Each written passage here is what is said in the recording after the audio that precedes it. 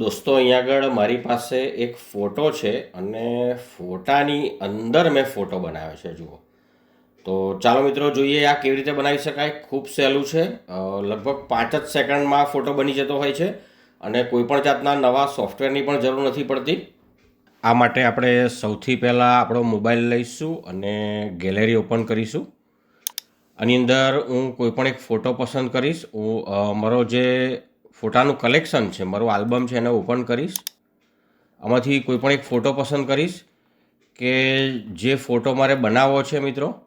તો હું આની અંદરથી કોઈ એક ફોટો પસંદ કરીશ મિત્રો. ચાલો હું આમાં જાઉં છું અને માની લો કે હું એક પતંગવાળો કે અન્ય કોઈ પણ ફોટો લઈ શકાશે મિત્રો. તો ચાલો હું એક ફોટો પસંદ કરું છું આની અંદરથી. માની લો કે મિત્રો હું આ ફોટો પસંદ કરું છું, આ ફોટો, અને આ ફોટાની અંદર મારે આ જ ફોટો મૂકવો છે. તો સૌથી પહેલાં આ ફોટો પસંદ કર્યા પછી હું આ ફોટા ઉપર લગભગ 4 થી 5 સેકન્ડ સુધી મારી એક આંગળી મૂકી રાખીશ આ રીતે. આમ એટલે આવું સર્કલ બનશે અને ફ્લેશ થશે. જુઓ, અને જેવું ફ્લેશ થશે એટલે અહીંયા આગળ તમે જુઓ આ ફોટો જે છે આ રીતે સિલેક્ટ થઈ ગયો છે. અહીંયા આગળ આ રીતે જુઓ સિલેક્ટ થઈ ગયો છે, વ્હાઇટ બોર્ડર બની ગઈ છે. અને હવે અહીંથી હું કોપી કરી લઈશ અને એટલે ફોટો જે છે મિત્રો ક્લિપબોર્ડમાં કોપી થઈ ગયો છે. હવે મારે ફોટો જે છે એ આ જ ફોટો ફરી પાછો ઓપન કરીશું. આ જ ફોટો, અને અહીંયા 3 ડોટ છે એની પર હું ક્લિક કરીશ અને અહીં આગળ કોપી ટુ ક્લિપબોર્ડ છે.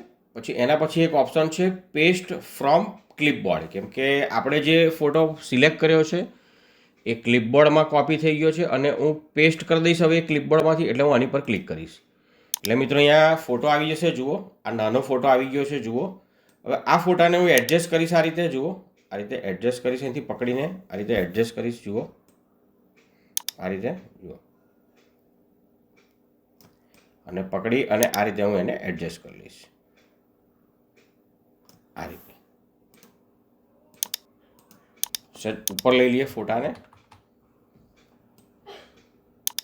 તો મિત્રો ફોટો એડજસ્ટ થઈ ગયો છે. જુઓ, હવે ખૂબ સહેલું છે, ફક્ત સેવ કરી દેવાનું છે. ચાલો હું સેવ કરી દઉં. તો મિત્રો ફોટો જે છે સેવ થઈ ગયો. ચાલો આપણે એને મિત્રો આ ફોટો છે. જુઓ, ચાલો હું તમને ઝૂમ કરીને બતાવું અહીંથી. જુઓ, સરસ મજાનો ફોટો અંદર આવી ગયો છે, ફોટાની અંદર ફોટો.